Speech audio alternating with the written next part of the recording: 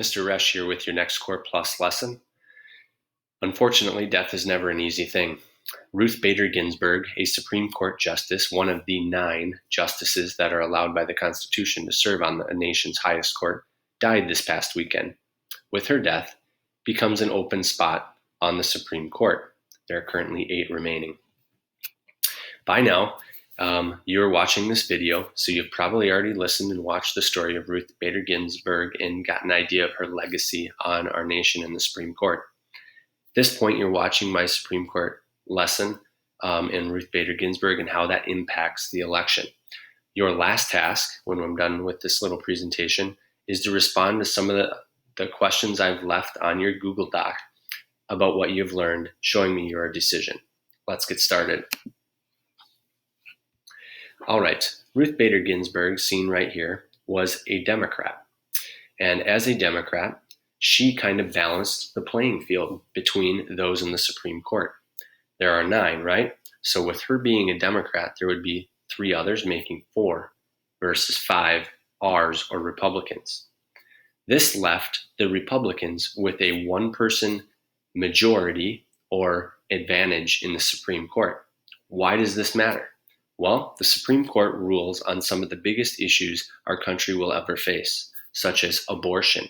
Are you pro-life or are you pro-choice? Pro-life being against abortion, pro-choice being okay for it. If you don't know what abortion is, it's a touchy subject, right? It's killing an unborn fetus or child. Another issue that the Supreme Court has ruled on in the past is gender equality in pay. Currently, women make about 70% of the male's income for equal work. It's pretty sad. What people like Ruth Bader Ginsberg and Democrats like Sotomayor, Alito, and Kagan fight for is gender equality, and they fight for pro-choice in abortion. So currently, in Roe versus Wade, our abortion case that they've decided on in the 70s, it states that abortion is legal. If abortion comes up to the Supreme Court again, we would have 1, 2, 3, 4, 5 against 3.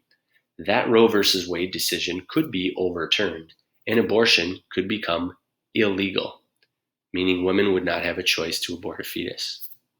Down here below, we see the makeup. Republicans, conservatives, liberals, Democrats over here.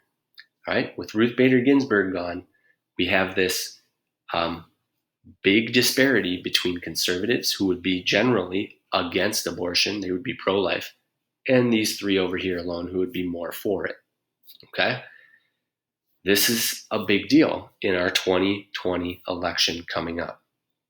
Let's go on to the next slide and talk about why and how.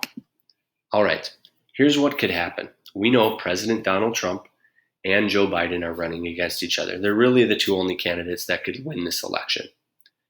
One thing that could happen, is Trump wins.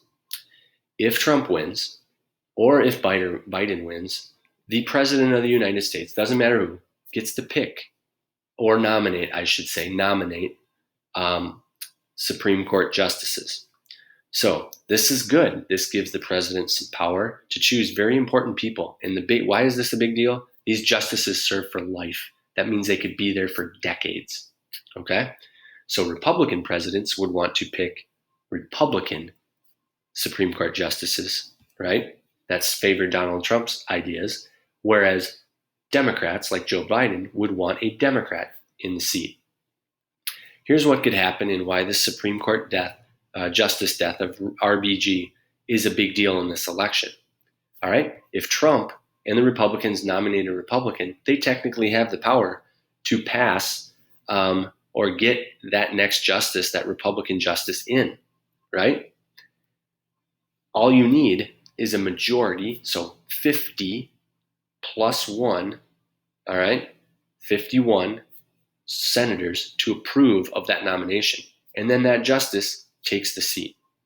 If there would be a tie, 50-50, it would be Mike Pence, the Vice President of the United States, breaking that tie.